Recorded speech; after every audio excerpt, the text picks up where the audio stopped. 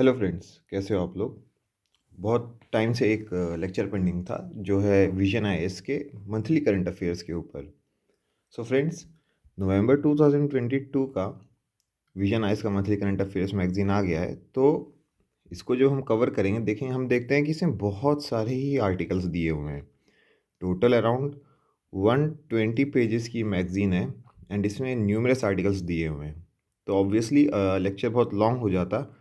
इसको डिसाइड करने में थोड़ा टाइम लगा। एंड कैसे अप्रोच करेंगे कि I have selected some random articles. ठीक है, रैंडम आर्टिकल्स को हम देख लेंगे एंड जैसे जैसे जो टाइप ऑफ आर्टिकल्स है उससे हमको पता चलता जाएगा कि हमें कैसे कवर करना है। तो देखिए, पहला आर्टिकल जो हम देखेंगे वो है economically weaker section quota, EWS quota पर।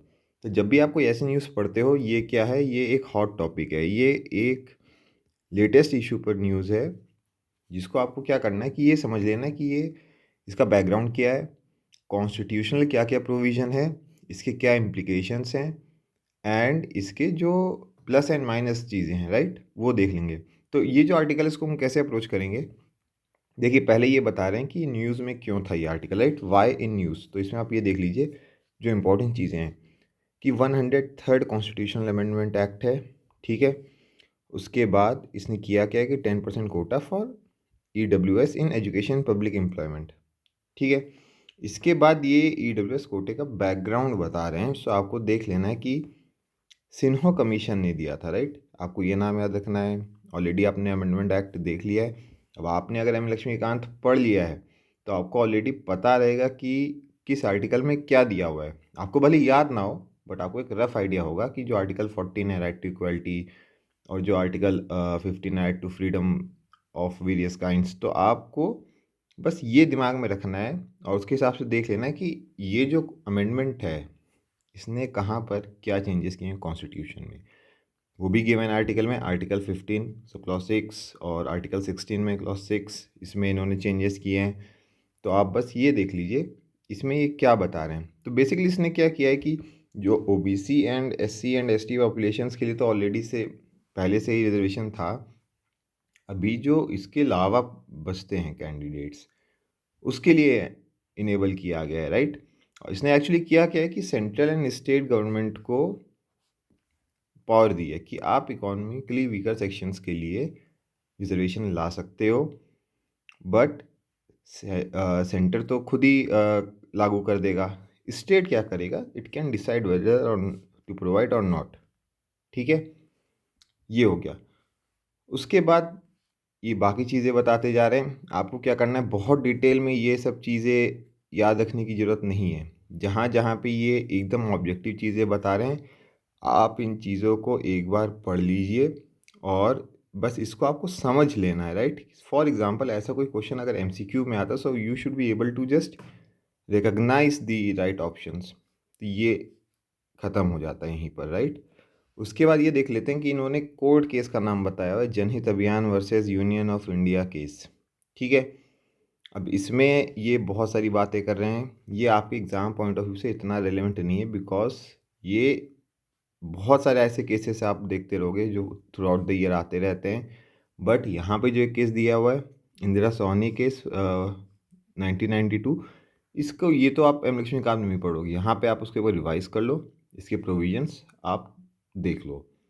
ये जो पर्टिकुलर आर्टिकल है ये हमारे लिए किस एंगल से इम्पोर्टेंट है, ये हमारे लिए इम्पोर्टेंट है आर्ग्यूमेंट राइटिंग के एंगल से, राइट।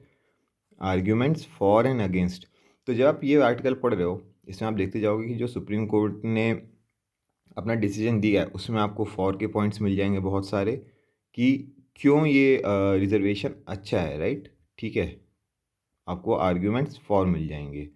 सो सिमिलरली यही चल रहा है, सिग्निफिकेंस ऑफ द जजमेंट में भी आपको मिलते जाएंगे अच्छे अच्छे पॉइंट्स, आप उनको पढ़ते जाइए। कुछ पॉइंट्स इसमें तो टोटल 10-12 पॉइंट्स होंगे, आप सेलेक्ट कर लीजिए 5 to 6 गुड पॉइंट्स। ठीक है, जो आप यूज़ कर लोगे राइटिंग सपोर्ट। फिर उसके बाद concerns related to economically weaker section quota, इसमें आपको क्या मिलेगा, इसमें आपको मिल जाएगा पॉइंट्स अगेंस्ट। सेम चीज़ें कीजिए, 5 to 6 पॉइंट सेलेक्ट कर लीजिए एंड जब भी आप इस पर कोई आंसर लिखो तो उनको यूज़ कीजिएगा। आपको करना क्या है, बस जैसे आपको जो पॉइंट्स अच्छे लगते जा रहे हैं, राइट, जो पॉइंट्स आपको सबसे ज़्यादा रिलेवेंट लग रहे हैं आप उनको टिक मार्क कर लीजिए इस तरह से, ठीक है। अब जब आप इसके नोट्स बना रहे हो, मैंने आपको हमेशा बोला कि इसके मार्जिन पर ही आप नोट्स लिखिए। तो आप क्या कर सकते हो, यहाँ पे लिख सकते हो सोशल एंगल है इसमें, फाइनेंस एंगल है, राइट। तो अब जब आप रिवाइज करोगे तो आपको ये याद रखना है कि ठीक है, इसमें जब भी हम बात करेंगे तो हम सोशल एंगल की बात कर लेंगे, फाइनेंशियल एंगल की बात कर लेंगे। इसके बाद जैसे इन्होंने बताया प्रिंसिपल ऑफ इक्वालिटी को वायलेट कर रहा है, तो यहाँ बस आप इक्वालिटी लिख लीजिए एक छोटा सा, राइट। तो इस तरह से आप तैयार करते जाओ और आपका ये आर्टिकल ख़त्म हो जाएगा। इसके बाद इन्होंने दिया है रोड अहेड। ये क्या है, बेसिकली ये वे फॉरवर्ड है। इसमें से आपको जो पॉइंट सबसे अच्छा लगता है आप उसको कंक्लूजन राइटिंग के लिए यूज़ कर सकते हो। So we are done with this article. इसके बाद देखिए ये किसी भी एक सेक्शन के लास्ट में ये बाकी टॉपिक्स देते हैं। तो ये पॉलिटी पोर्शन का लास्ट वाला पॉइंट है, लास्ट वाला सेक्शन है। तो इसमें देखिए अभी मैं जो आर्टिकल्स बताऊंगा, देखिए आधार रूल्स अपडेटेड। अब इसमें ये बहुत छोटे छोटे पॉइंट्स दे रहे हैं, ये सब आपके एग्ज़ाम पॉइंट ऑफ व्यू से इम्पॉर्टेंट नहीं है। इम्पॉर्टेंट क्या है कि ये CIDR क्या है, ठीक है। ये एक्चुअली आप बस ये देख लो कि ये होता क्या है। सो ये बताना कि all Aadhaar numbers issued to Aadhaar holders along with corresponding demographic and biometric information such individuals.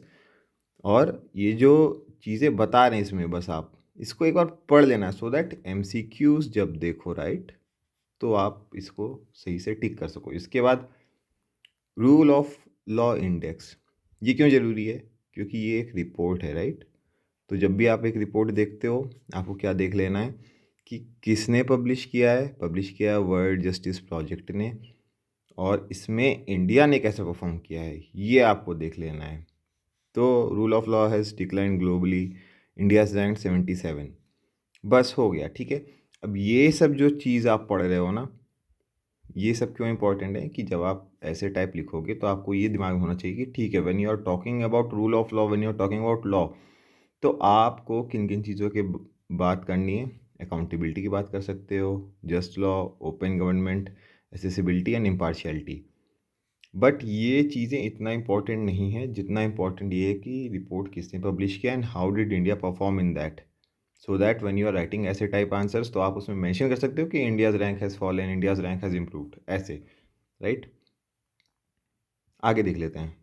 इसके बाद इंटरनेशनल रिलेशंस का सेक्शन स्टार्ट होता है। उसमें जो सबसे पहला आता है वो आता है एशियान का। तो आप देख लीजिए कि ये क्या है, ये एक ग्लोबल मीटिंग है, राइट। मतलब एक ग्लोबल ऑर्गेनाइजेशन है, उसकी एक मीटिंग हो रही है। तो आप देख लो कि जो लास्ट एशियान का समिट था वो कहाँ पर हुआ है। That was held in Cambodia, number 1। Number 2, आप ये पता करो कि एशियान है क्या, तो इन्होंने वो भी दिया हुआ है। अब आपको क्या करना है कि इसके मेंबर नेशंस देख लेने हैं, राइट। इसका ऑब्जेक्टिव क्या है ये आपको देख लेना है, राइट। प्लस इसमें आपको क्या देखना है कि इंडिया इसका पार्ट है कि नहीं है, right. Is India a part, तो ऑब्वियसली एशियान में तो नहीं है। अगर इंडिया पार्ट नहीं है तो इंडिया का स्टेटस क्या है, ठीक है। इस तरह से आप इंटरनेशनल ऑर्गेनाइजेशंस को अप्रोच करो और ये देख लीजिए कि ये why was it in news. So इसमें आप देखोगे 2022 is being celebrated ASEAN India friendship year, ठीक है, because it mark 30th anniversary of India ASEAN dialogue. अब आपको ये याद रखने की जरूरत नहीं कि 30th एनिवर्सरी थी, बट इम्पॉर्टेंट क्या कि इस साल something important happen with relation to ASEAN, एंड आपको इस टॉपिक को थोड़ा सा अच्छे से पढ़ लेना है बस, ठीक है। अब ये इसमें चीज़ें बताए जाएंगे कि क्या क्या इन्होंने डिस्कस किया, this is not that important, ठीक है। इसमें आपको क्या देखना है कि अगर ये कोई एक इंटरनेशनल ऑर्गेनाइजेशन है, इसका इंडिया से क्या रिलेशन है, नंबर 1। और इंडिया एंड इसके बीच में क्या कम्युनिकेशन और क्या करंट टॉपिक्स चल रहे हैं, ठीक है। आप उसको पढ़ लो और इस पे बेसिकली क्वेश्चन किस टाइप का आ सकता है, इसमें ऐसे टाइप का ही क्वेश्चन आ सकता है, राइट। बाकी तो अगर ऑब्जेक्टिव में आएगा तो इसमें मेंबर नेशंस पे, इज़ इंडिया मेंबर और नॉट, या फिर अगर इस टाइप में आता है कि इसका मैंडेट क्या है, बस इतना ही है। हेडक्वार्टर पूछ सकते हैं कि हेडक्वार्टर कहाँ पर सिचुएटेड है, इसी टाइप के और क्वेश्चंस पूछे जाते हैं जनरली, ठीक है। अब इसके बाद ये बताएंगे significance of India Asian relations. आप इसको सेम चीज़ कर लो कि आप इसको पढ़ लो। अब आपको पता है कि इंडिया की फॉरेन पॉलिसी की एंगल से इम्पोर्टेंट हो जाता है, तो वो उन्होंने बता दिया है, राइट। अब ये एक सागर इनिशिएटिव है, आप इसको पढ़ लीजिए। फिर इंडिया की जो पॉलिसी हैं और पहले थी लुक ईस्ट एक्ट ईस्ट, आप उनके रिलेशन में पढ़ लीजिएगा। सो इस तरह से आप इंटरनेशनल ऑर्गेनाइजेशंस को भी ख़त्म कर सकते हो। उसमें डिफरेंट डिफरेंट एंगल जो इन्वॉल्व हैं वो ये बताते जाएंगे आपको, सिक्योरिटी, इकॉनमी। अब कोविड पैंडेमिक के बाद क्या हुआ, cultural connections, people to people contacts, ठीक है। तो ये आपका ख़त्म हो जाएगा। प्लस इन्फोग्राफिक के हिसाब से इन्होंने समझाया हुआ है, आप बस समझ के जो बड़े बड़े पॉइंट्स हैं उसको दिमाग में रखिए। इसमें क्या क्या आ जाएगा, कल्चर, सप्लाई चेन इंटीग्रेशन। अब आपको क्या करना है, जब भी आप ऐसे लिखते हो आप इन्हीं पॉइंट्स पे बात कीजिएगा, ठीक है। Way forward again, this is just conclusion. आप इसको पढ़ लीजिए और एक अच्छा सा कंक्लूजन अपने माइंड में फॉर्म कर लीजिए। So such type of articles are important from both MCQs and ऐसे टाइप। तो आप उसी हिसाब से अप्रोच कीजिए एंड आपका इंटरनेशनल ऑर्गेनाइजेशंस वाले भी टॉपिक्स ख़त्म हो जाएंगे, राइट। इसके बाद जो न्यूज़ इन शॉर्ट्स होते हैं जो कि एक सेक्शन के एंड पे दिए रहते हैं, हम उसको देख लेते हैं। तो देखिए यहाँ पे ये बता रहे हैं एक नया कॉन्सेप्ट आया है, फ्रेंड शोरिंग, राइट। तो फ्रेंड शोरिंग क्या है, देखिए बेसिकली दो कॉन्सेप्ट होते हैं, एक होता है इनशोरिंग, उसके पहले आया था ऑफ शोरिंग, राइट। तो ऑफ शोरिंग क्या था कि आप जो काम खुद करते हो, आपका नेशन ये है, कोई और नेशन ये है, ऑफ शोरिंग में आप अपना काम इसको देते हो। इन शोरिंग में जो आपने काम दे दिया था आप उसको वापस बुलाते हो। और फ्रेंड शोरिंग बेसिकली क्या है कि ये आपका अगर फ्रेंड है ये नेशन, तो आप दोनों मिल के कुछ काम करते हो, राइट। बस उसी को इन्होंने बताया हुआ है, just read it, go through the concept, क्योंकि एक नई चीज़ है, राइट। और ये भी आपका फिनिश हो जाता है।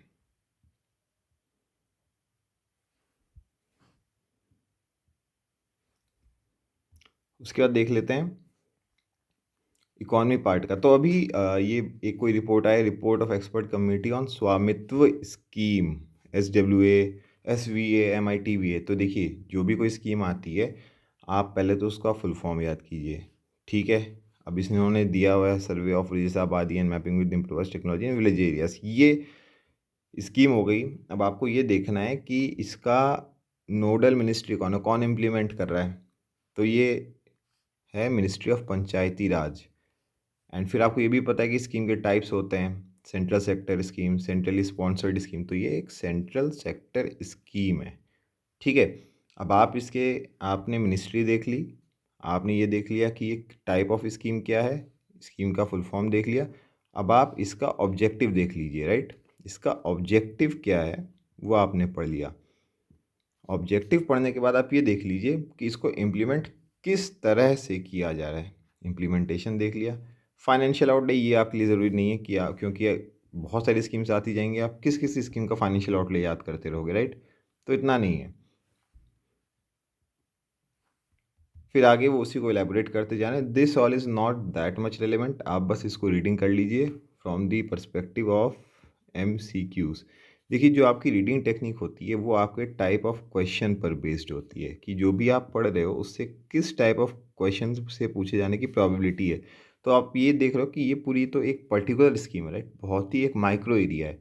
तो इस पे ऐसे टाइप क्वेश्चन पूछे जाने का चांस बहुत कम है, तो आप उसी तरह से अप्रोच कीजिए, ठीक है। अब आगे ये बताते जाएंगे कि क्या कर रहे हैं, इसके क्या क्या प्रोविजंस हैं। तो बस आप इसको पढ़ते जाओ और जब आपसे MCQ आएगा तो आप you can just identify the right option and be done with it. तो इसी हिसाब से आप अप्रोच करो। उसके बाद देख लेते हैं क्या है। इसके बाद एक आर्टिकल है क्रेडिट रेटिंग पर, ठीक है। अब ये बताएंगे कि SEBI issues guidelines on standardisation of rating scales use by CRAs, credit rating agencies. तो बस इसको आपको क्या करना है, देखिए ये बहुत ही टिपिकल न्यूज़ है, बहुत ही पर्टिकुलर है। AAA AA ये सब आर नॉट इम्पॉर्टेंट, ठीक है। ज़रूरी बस क्या है कि क्रेडिट रेटिंग पर कौन गाइडलाइंस इशू कर सकता है, that is SEBI. And credit rating का काम क्या होता है आप वो देख सकते हो, ठीक है। बस इतना ही देखना। अब इसमें ये जो चीज़ें बताते जा रहे हैं कि क्रेडिट रेटिंग एजेंसीज क्या करती हैं, issues with credit rating and CRA, ये सब तो देखिए बहुत ही पर्टिकुलर होता जा रहा है। And exam point of view से it is number one not that relevant, and number two it is not that easy also. तो इससे बेस्ट क्या है कि आपने इससे जो भी आप ऑब्जेक्टिव टाइप ऑफ क्वेश्चंस के लिए इंफॉर्मेशन एक्सट्रैक्ट कर सकते थे वो आपने कर लिया। एंड अगर आप बात करो सब्जेक्टिव की तो इससे ऐसे पूछे जाने की प्रोबेबिलिटी बहुत ही लो है। तो इसको आप इजीली क्या कर लो, ऐसे आर्टिकल्स को आप इनको स्किप कर लीजिए, ठीक है। कोई ज़रूरत नहीं है ऐसे आर्टिकल्स को पढ़ने की।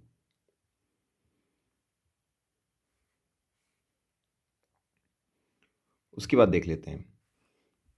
देखिए अब ये क्या बता रहे हैं, transport for all challenge stage 2, ठीक है। अब क्या है, ये न्यूज़ बस आप पढ़ लो कि ट्रांसपोर्ट फॉर ऑल चैलेंज है, कौन इसको इनिशिएट किया है, ठीक है, कि कौन इम्प्लीमेंट कर रहा है, कौन इसको लाया है, तो वो है ministry of housing and urban affairs. अब ऐसे तो ट्रांसपोर्ट सुन के आपको लगेगा कि भाई ministry of road transport and highways होगा, लेकिन नहीं, वो गलत है। Ministry of housing and urban affairs है।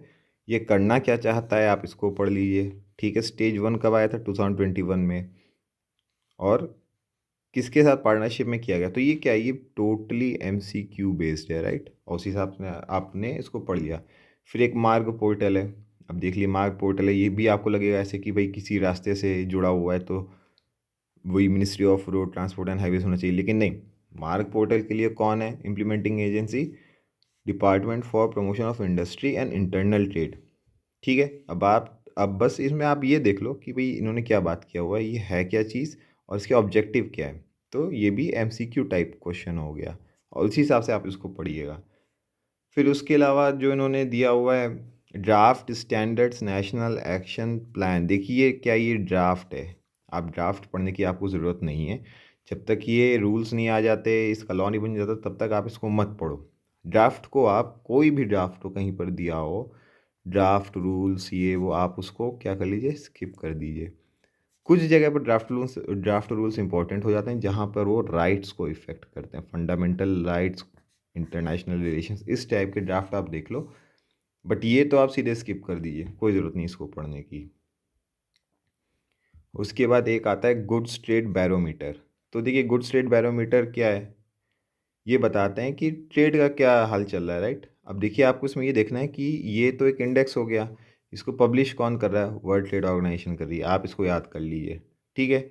अब ये करता क्या क्या है वो आप देख लीजिए। अब ये बता रहे हैं बेस लाइन वैल्यूज़ 100, ये सब आप इतना पर्टिकुलर चीज़ स्किप कर दीजिए, कोई ज़रूरत नहीं है इसको पढ़ने की। उसके बाद सिक्योरिटी एंगल आ जाता है। सिक्योरिटी में जैसे मैंने पहले बताया, ये क्या है, ये एक बिल है, ठीक है, लेकिन इस पर बहुत डिबेट चल रहा है, तो आप इसको फिर से आर्ग्यूमेंट फॉर्म में तैयार कीजिए, प्लस रेडी इट फॉर ऐसे टाइप क्वेश्चन, तो इससे आपका ये कवर हो जाएगा।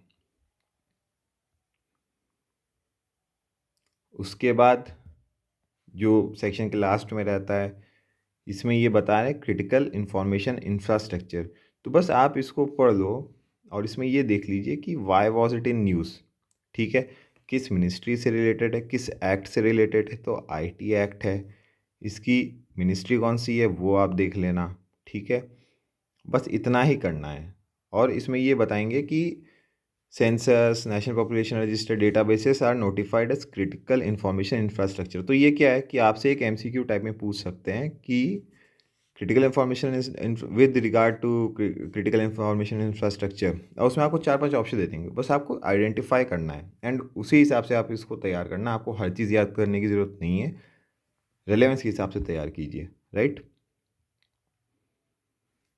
सेम आ जाते हैं, देखिए ब्लू बगिंग दिया हुआ है। ब्लू बगिंग क्या है, ब्लूटूथ से बगिंग करना, राइट, आपने इसको पढ़ लिया। फिर ये बता रहे हैं high energy laser system, HELS। तो देखिए हाई एनर्जी लेज़र सिस्टम में आपको टेक्नोलॉजी क्या है वो इम्पोर्टेंट है आपके लिए, ठीक है। अब आपको ये देखना है कि ठीक है DRDO तो गवर्नमेंट एजेंसी, ये आप याद रख लो। उसके बाद ये बता रहे हैं कि भाई ये किसके साथ कर रहे हैं, तो पढ़ लेना है कि DRDO centre for high energy ये, और ये डेवलप कर रहा है उसको, ठीक है। उसके बाद इसके बारे में बता रहे हैं, आप बस ये याद रख लो कि भाई ठीक है लेज़र टाइप पे कुछ बेस्ड है, राइट। उसके बाद जब आपने ये देख लिया वहीं पे इसको छोड़ दीजिए। अब बहुत ज़्यादा इसमें पर्टिकुलर चीज़ों को याद रखने की आपको ज़रूरत नहीं है, ठीक है। उसके बाद आगे देख लेते हैं exercises in news. This is very important for CAPF, ठीक है। तो आप क्या करो, इंडो पैसिफिक एंडेवर है, आप देख लीजिए पार्टिसिपेटिंग नेशंस कौन कौन से हैं, गरुण शक्ति, युद्ध अभ्यास एंड हरिमो शक्ति। तो बस आप ये सेक्शन तो बहुत इंपॉर्टेंट है एंड इसमें बस आप पार्टिसिपेटिंग नेशंस देख लीजिए और ये देख लीजिए कि इस साल की एक्सरसाइज कहाँ पर हुई थी, राइट। तो ये भी सिक्योरिटी वाला भी आपका कवर हो जाएगा। उसके बाद इन्वायरमेंट है, देखिए environment 27th conference of parties हुई थी, COP27। तो इसमें आपको क्या देखना है कि ये पार्टी कहाँ पर हुई थी। COP27 है क्या actually, United nation framework for convention on climate change क्या है, कॉन्फ्रेंस ऑफ पार्टीज़ क्या है, बस आप इसको देख लीजिए। इसमें आप ये देख लीजिए कि अभी करंट एजेंडा क्या चल रहा है, ठीक है। उसमें इंडिया का क्या स्टैंड है एंड प्रोग्रेस कैसी हो रही है, राइट। तो बस आप इसको totally MCQ point of view से एंड ऐसे पॉइंट ऑफ व्यू से देख लीजिए, ठीक है। तो ये भी आपका कवर हो जाएगा, जैसे हमने पहले देखा है कि हमें किन किन चीज़ों पे ध्यान देना है, आप वैसे ही इसको देख लोगे, ये आर्टिकल भी आपका कवर हो जाएगा।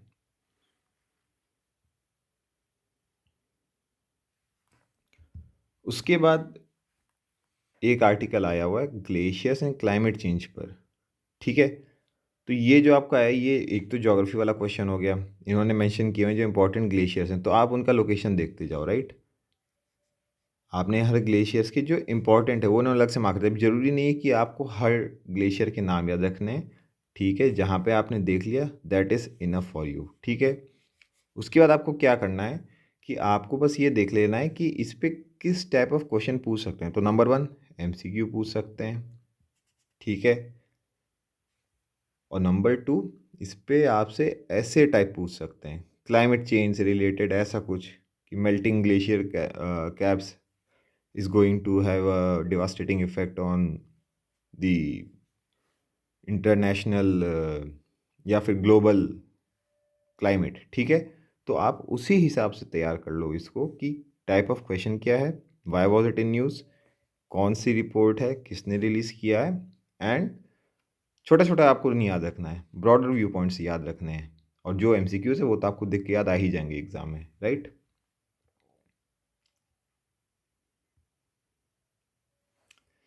इसके बाद देख लेते हैं इसी सेक्शन में aceclofenac, why is it in use, ठीक है। क्योंकि इन्होंने एक इंस्टीट्यूट है उसने डिमांड किया कि इसको बैन करना है, ठीक है। What is it, it is a pain killer. अब इसमें क्या है कि पहले भी डाइक्लोफिनैक बैन हो चुका है, now they are trying for aceclofenac. अब डाइक्लोफिनैक बैन हुआ था, क्यों बैन हुआ था, वल्चर्स की वजह से, ठीक है। तो बस क्या है कि इतना ही आपको देखना है। उसके बाद एक फुजीवारा इफेक्ट पे बात कर रहे हैं, तो आप क्या कर लो, इसको पढ़ लो। अगर आपने ज्योग्राफी अच्छे से पढ़ ली है then you can understand it, otherwise इसको समझने में आपको दिक्कत होगी। बट ज़रूरी क्या है कि दिस क्वेश्चन, इस पे क्वेश्चन पूछा जा सकता है MCQ पॉइंट ऑफ व्यू से एंड उसी तरह से आप इसको पढ़ लेना, ठीक है। उसके बाद सोशल इश्यूज़ पर आ जाता है। देखिए सोशल इश्यूज़ पे आएगा ऐसे टाइप, ठीक है। तो आप वर्ल्ड पॉपुलेशन ग्रोथ पर इसी तरह से इसको पढ़ते जाओ। अभी ये इस पे अलग अलग एंगल्स डिस्कस कर रहे हैं, आप बस उसको देखते जाइए, प्लस जो MCQ पॉइंट ऑफ व्यू है आप उसको देखते जाइएगा, ठीक है। यूनाइटेड नेशन पॉपुलेशन फंड, इस पे इन्होंने कुछ चीज़ें बताई हुई हैं, आप इसको पढ़ लीजिएगा एंड ऐसे टाइप के पॉइंट्स तैयार कर लीजिएगा। सो ये आर्टिकल भी आपका कवर हो जाएगा। फिर इसके बाद एक बात करते हैं private sector participation in space sector. तो ये क्या है, ये करंट इशू चल रहा है इंडिया में भी। जैसे ब्लू ओरिजिन्स है, प्लस एलन मस्क का स्पेस एक्स है। तो उसी हिसाब से इंडिया में भी अब प्राइवेट सेक्टर ने पार्टिसिपेट करना स्टार्ट कर दिया है। So you just read this all. अब इसमें क्या है कि प्राइवेट स्पेस मिशन, इसका बस आप नाम याद रख लो। अब कौन कर रहा है, कैसे कर रहा है, कौन सा रॉकेट ही है वो, this is not that important because this is not a government work, ठीक है। ये गवर्नमेंट ये काम नहीं कर रही है, ये तो प्राइवेट कंपनी कोई काम कर रही है, ठीक है। तो बस आपने उसका नाम याद रख लिया एक, बस एंड दैट इज़ इनफ। इसमें क्या इंपॉर्टेंट है, what are the angles involved, ठीक है। Arguments for and arguments against, ठीक है। तो आप इसको ऐसे टाइप प्लस आर्ग्यूमेंट टाइप से तैयार करना, ठीक है। Just prepare arguments in advance and exam में आप वैसे ही इसको लिख के आ जाना, ठीक है। तो ये भी हो जाएगा आपका।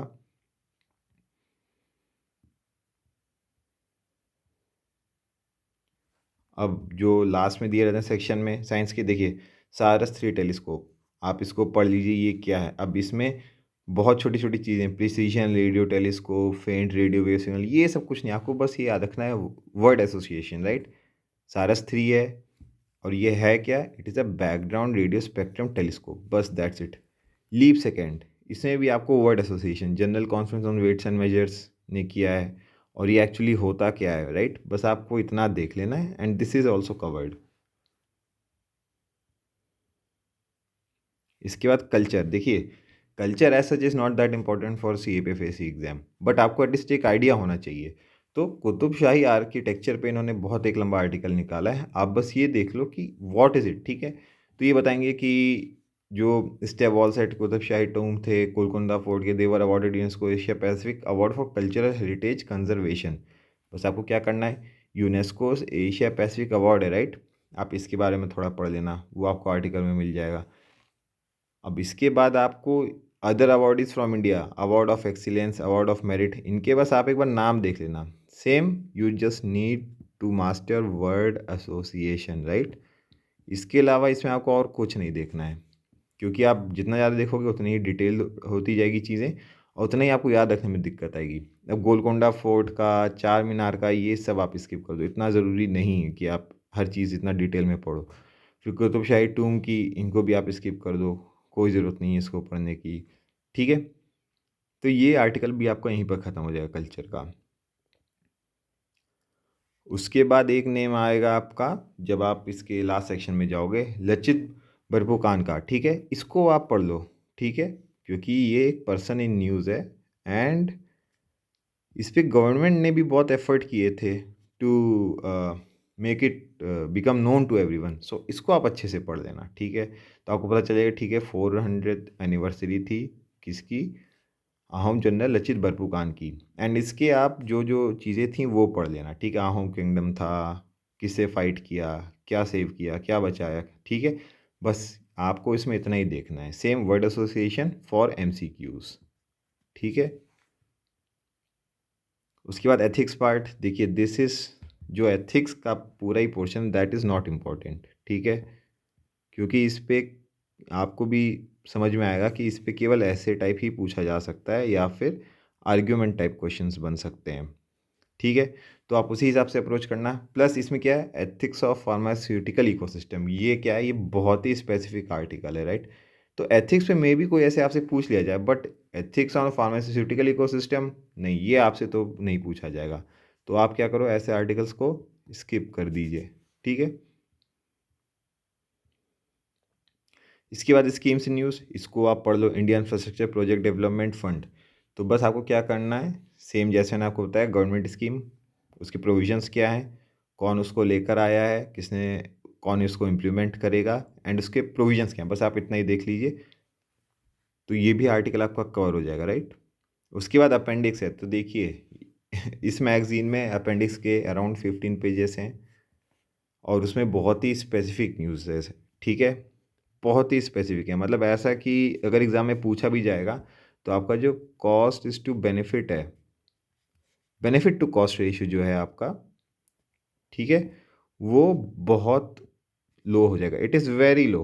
सो कोई फ़ायदा नहीं कि आप अपना टाइम इस पर वेस्ट करो, इससे बेटर क्या है, जो भी अपेंडिक्स है, एक तो इसमें जो पहले उन्होंने दिया हुआ है उसी को दोबारा लिख रहे हैं, प्लस जो चीज़ें दे रहे हैं that are very specific which are not important from exam point of view, आप इसको कंफर्टेबली स्किप कर दीजिए पूरे अपेंडिक्स को। सो आपका मैगजीन यहीं पर ख़त्म हो जाएगा, ठीक है। लास्ट में वीकली फोकस, इसको भी आप स्किप कर दीजिए, ठीक है, कोई ज़रूरत नहीं है इसको पढ़ने की। सो फ्रेंड्स, इसी तरह से आपका कंप्लीट हो जाएगा विजन IAS का मंथली मैगजीन रीडिंग। और कोशिश ये कीजिए कि आप डेली इसमें से 3-4 पेजेस पढ़ते रहें, सो मंथ के एंड में आपका आके ऑलमोस्ट पूरी मैगज़ीन ख़त्म हो जाएगी इन 3 वीक्स। और बाद में आपको बस क्या करना है, इसको रिवीजन करते जाना है, जो पॉइंट्स आपने हाईलाइट किए हैं उनको रिवाइज करते जाना है, ठीक है। So friends, this was a long lecture but considering कि ये मैगजीन खुद ही इतनी लंबी होती है, I thought it necessary to make a detail lecture. ठीक है, ओके गाइस, थैंक यू।